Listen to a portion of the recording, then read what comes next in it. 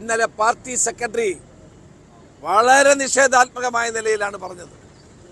ഞങ്ങൾ സുനിൽക്ക് അനുകൂലം പറഞ്ഞിട്ടാണ് ഈ സമരം ചെയ്യുന്നതെന്ന്. ഇവിടെ എന്തൊരു മര്യാദകേടുകളാണ് വിളിച്ചു പറഞ്ഞത്.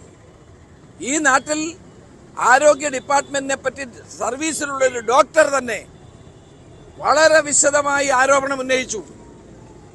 സുനിൽക്ക് അനുകൂലം പറഞ്ഞിട്ടാണോ ഈ ആരോപണം ഉന്നയിച്ച്? ആ ഡോക്ടർ അത് പറയാനുള്ള കാരണം എന്താണ്? സഹികെട്ടാണ് പറഞ്ഞത്. പാവപ്പെട്ട രോഗികൾ തിരുവനന്തപുരം മെഡിക്കൽ കോളേജിൽ ചെന്നാൽ അവർക്ക് ഓപ്പറേഷൻ നടത്താൻ കഴിയുന്നില്ല, ചികിത്സ കൊടുക്കാൻ കഴിയുന്നില്ല, മരുന്നില്ല, ഉപകരണങ്ങളില്ല, കാലപ്പഴക്കം ചെന്ന ഉപകരണം. ഈ കാര്യങ്ങളെല്ലാം ആ ഡോക്ടർ പറഞ്ഞതിൻ്റെ പേരിൽ ആ ഡോക്ടറെ എന്തുമാത്രം ആക്ഷേപിച്ചു.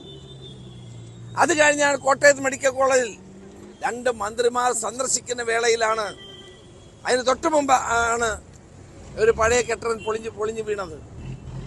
അപ്പോഴും ഇവർ പറയുന്ന ആർക്കും പരിക്കില്ലെന്ന്. ഒരു പാവപ്പെട്ട സ്ത്രീ അന്ത്യശ്വാസം വലിക്കുകയായിരുന്നു അതിനകത്ത് കിടന്ന്.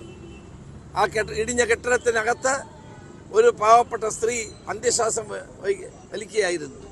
ഇത്രയും നിരുത്തരവാദപരമായ കാര്യങ്ങൾ ചെയ്ത മന്ത്രിയുടെ രാജി വാങ്ങിച്ചിട്ട് വേണമായിരുന്നു മുഖ്യമന്ത്രി അമേരിക്കയിലേക്ക് പോകാൻ.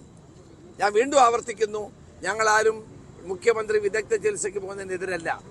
പക്ഷേ കേരളത്തിലെ പാവപ്പെട്ട ജനങ്ങൾക്ക് കൂടി മെച്ചപ്പെട്ട ചികിത്സ നൽകാൻ ഉത്തരവാദിയാണ് മുഖ്യമന്ത്രി എന്ന് കൂടി പറയാൻ ഞാൻ ആഗ്രഹിക്കുകയാണ്. അതുകൊണ്ട് എത്രയും പെട്ടെന്ന് വീണ ജോർജ് സ്വയം മുന്നോട്ട് വന്ന് രാജിവെക്കണം എന്നാണ് എനിക്ക് പറയാനുള്ളത്.